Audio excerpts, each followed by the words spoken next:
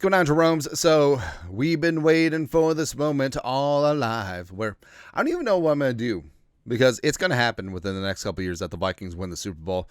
We'll probably do a live stream. We'll probably shed a tear or two. Maybe shotgun a Four Loko. Don't know. But, the OGs remember the Four Loko at the old house. But Flores, Kevin O'Connell, all that stuff, like we just need this. I want this in my life. I need this in my life. We're going to get this in our life. Long story longer, take a look at the 2025 Vikings schedule odds and lines on DraftKings because, jelly beans are an important part of life. They're a food group. There you go. But Vikings, the main ones, Super Bowl 30-1 or plus 3,000 for you Americans. Now, 30-1 has an applied break-even odds of percentage at 3.23%. So if you think that the Vikings win the Super Bowl more than 3.23% of the time, you're all in. Right. For the conference win the NFC plus 1,400, 6.67%. Yes. Over.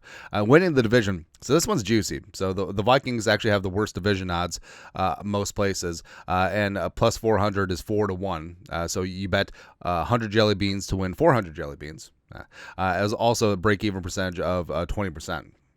So do you think the Vikings win the division more than 20% of the time? If yes, got some value there. Got some nice. Plus, then you have the over-under 8.5 wins. Now, this one is a little disingenuous. So it is 8.5, but it's juiced out at minus 145. Now, typical bet on this is minus 110. That's the industry standard, although it's becoming less and less so because,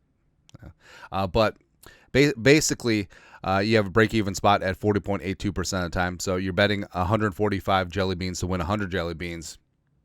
I don't know. Like I feel like you can shop around, find at least minus 110 in a lot of spots, but it's ridiculous, right? And it's like we want to disrespect the Vikings, but we're going to make you pay for it if you're going to take the other side.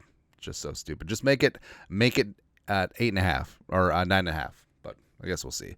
Anyways, for the Viking schedule, so the Vikings are actually dogs in 10 out of their 17 games, only favored in 7. And also, interestingly, because of Monday Night Football, week 1 in Chicago against the Bears.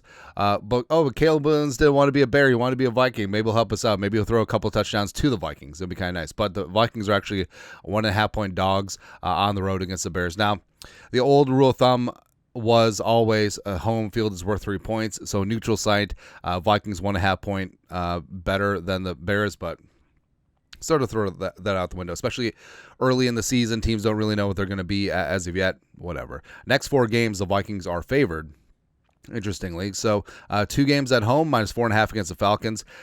Don't really know what the Falcons are going to be with Penix. I think that defense is still a work in progress. The Bengals, it's going to be a shootout, but the Vikings favored at home, minus 1.5. And again, it's the inverse of the Bears, where 3 points for home field. They see the Bengals as 1.5-point favorites, neutral site. Don't buy it. Don't buy that at all. Vikings neutral site against the Steelers, minus 1.5. Almost a touchdown favorite, minus 6.5 against the Browns neutral site at Tottenham Stadium. So the Vikings have 4 games in a row where they're favored. And then 4 games in a row where they're dogs, getting a field goal at home against the Eagles. Taking the money line, taking all the stuff. 3-point. Getting 3 points Thursday night, short week on the road against the Chargers at SoFi. Essentially, that's going to be at worst a neutral site, at best a home game for the Vikings. Vikings fans travel very well. LA's beautiful any time of year. Go get that. Then you have the Vikings getting 4.5 points on the road against Lions. Give me that nut. Give me the points. Give me the money line. Give me everything. At home, 3.5 against the Ravens. Getting the hook. Certainly take that as well. And then Vikings favored at home, minus 2.5 against the Bears. They just want you to take the Vikings in that spot. But we'll see. 3 games in a row again as dogs, getting 3.5 at the Packers. Give me the hook.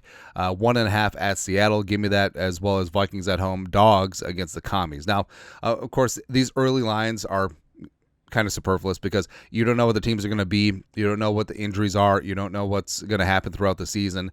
So, frankly, it's really stupid to bet lines this far in advance. Plus, places generally won't let you bet too much as it is, but I don't know. It's always kind of funny to see how things in a vacuum before the start of the season is seen by some of the books. And then Vikings at home against the Cowboys, favored by 1.5. Minus 2.5 on the road against the Giants, the G-Men. certainly take that.